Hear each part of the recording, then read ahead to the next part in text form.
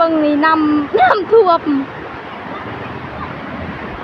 รถล้ม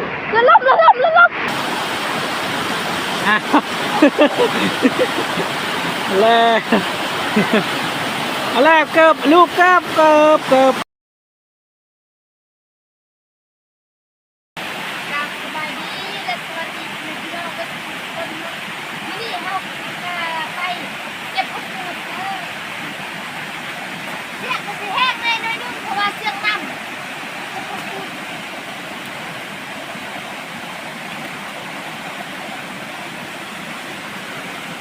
โอ้ประกูดกระลายเนาะ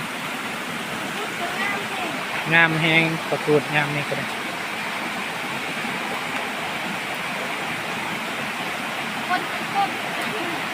คนก็เริ่มตกแล้วเด้อพ่อแม่พี่น้อง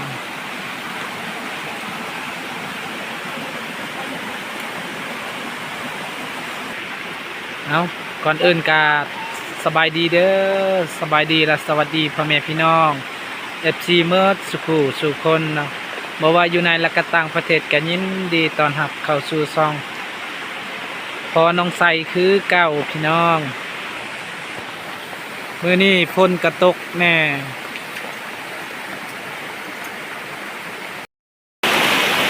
เอาเปิดฉากกันฝนตกหาพักกาคนนี่ต้นไปเมื่อกี้นี่กาคนบ่ได้ตกก็ฮอดนี่แหละกาคนตก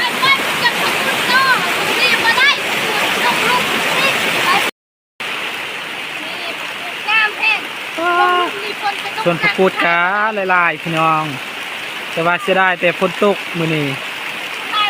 ตอนเราไปเมื่อกี้นี่คนก็บ่ได้ตกเนาะเฮาจึงไปบัดนี้พอดีฝนตกมา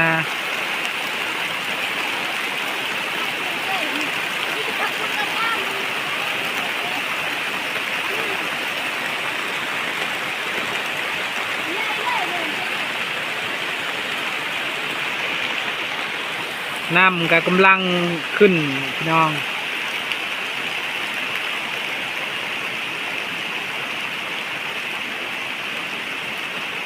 ฝนตกกะบ่เศร้า2-3 มื้อ4 มื้อนี่แล้วคนก็เลย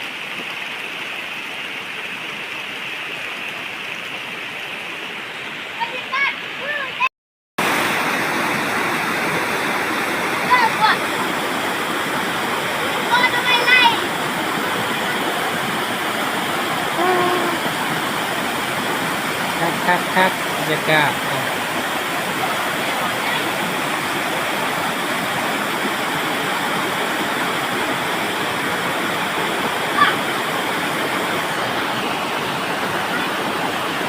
หน่อไม้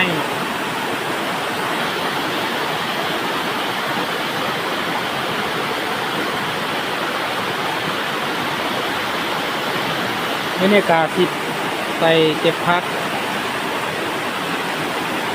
กูด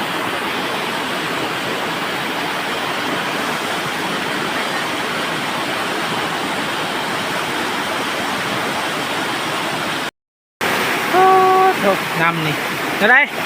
ด้ขึ้นเกิบบ่ได้แล้วเจ็บบ่เบิ่งเห็นอันไอเซนไหนฮะไอเซนให้บ่โอ้คนว่าใครเลยเจ็บบ่เจ็บคนตูดเขาไม่ยังไล่อยู่ก่อนนะแต่เขาเอาไอ้พวกกินก่อนทำไมไล่เขาเอาว่าทำไมได้แล้วไปถึงทางต่ออีกเพราะว่าอยู่ลูกนี้เขาเก็บแล้วถึงทางคุณนี่หักอะไรมาเดียวนะได้มาเดียวนี่เพราะว่าเก็บมันบ่มีอยู่นี่ต้องไปหาถึงเถิงไปต่อไป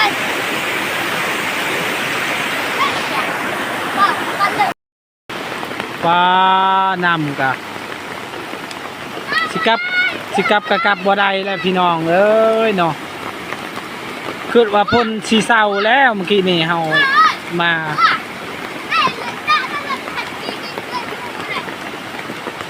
วันนี้กับก็บ่ได้แล้ววันนี้เก็บพักก็บ่ได้พักซ้ำบัดนี้ ราะว่าฝนตกแห้งอะไร เมื่อมาได้น้องใจเมื่อมาได้พวกนี้เลยสิพันรถเข้าเมื่อมาได้แล้วรถไหนแกะจะถอดมาให้ยืมยาไปดูเนาะ ไปอยู่วะ เอาเปิดทักพอห้ามก็สิเอารถไปพุ่นเดียวมันสิคำบ่ได้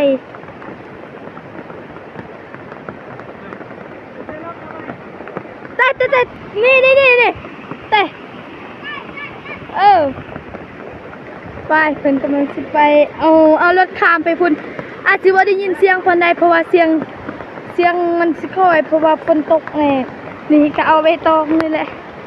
ลุยฟ้าลุยฝนมาเลยเฮ็ดดีๆได้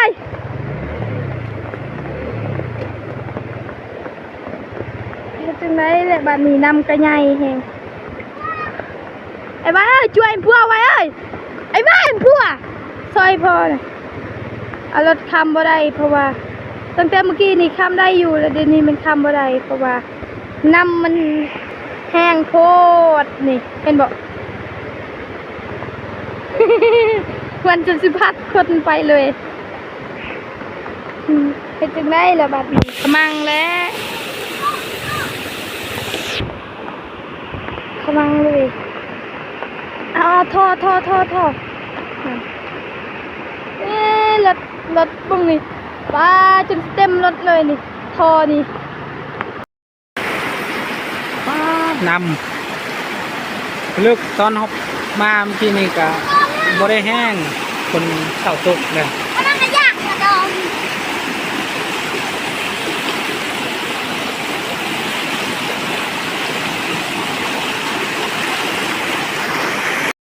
ไป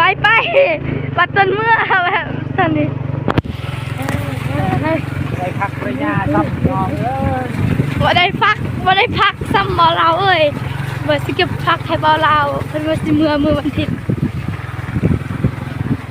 จักเพิ่นเมื่อแหละหรือจักยังมาติไส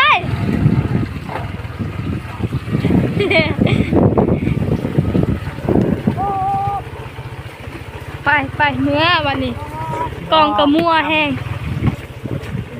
เบิ่งนำนี่